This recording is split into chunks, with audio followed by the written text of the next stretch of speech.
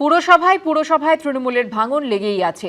এবার চন্দননগর ও টিটাগড় পুরসভায় ইস্তফা দিলেন মোট 12 জন কাউন্সিলর। এরই মধ্যে গ্রেফতার হলেন ভদ্রেশ্বর পুরসভার ভাইস চেয়ারম্যান। বৃহস্পতিবার হুগলির তৃণমূল পরিচালিত ভদ্রেশ্বর পুরসভায় চেয়ারম্যান সহ 8 জন তৃণমূল কাউন্সিলর ইস্তফা দেন। আর পরের দিন শুক্রবার ওই পুরসভার ভাইস চেয়ারম্যান ফিরোজ খানকে গ্রেপ্তার করল পুলিশ।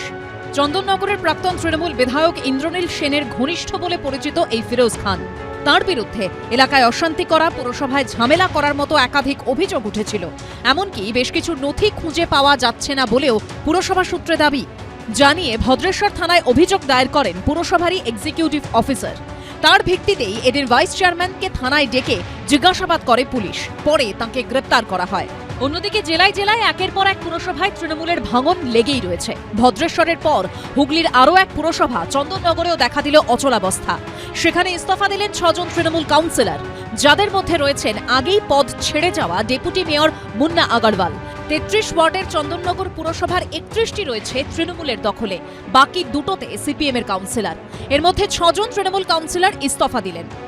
তৃণমূলে যারা ভেতরে থেকেছে প্রত্যেকের মধ্যে কোথাও না কোথাও তাদের ভাবনা আসছে যে এই দলটা আর করা যায় না, মানুষের সঙ্গে নেই, সেটা তারা ভেবে নিয়েছে, সেই জন্য হয়তো তারা রিজাইন করছে। গঙ্গার ওপারে হুগলির চন্দননগর পুরসভায় যখন এই ছবি, তখন এপারে উত্তর 24 পরগনার টিটাগড় পুরসভাতেও ধরল ভাঙন।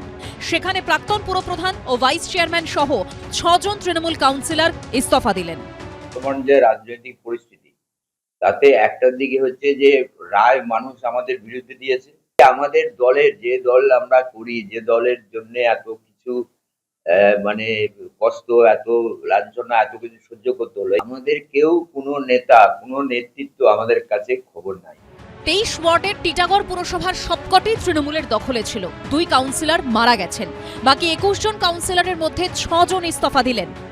কাজ না করার কারণ অন্য কিছু না, মানুষের অত প্রতারণা করেছে, অত মানুষের উপর অত্যাচার করেছে, মানুষ এখন প্রশ্ন করছে তাদেরকে, এই জন্য এরা এসব করছে। এদের নামে তো সবার নামে ইনকোয়ারি হবে।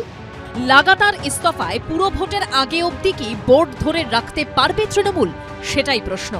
সৌরভ বন্দ্যোপাধ্যায় ও সমীরণ পালের রিপোর্ট, এবিপি আনন্দ।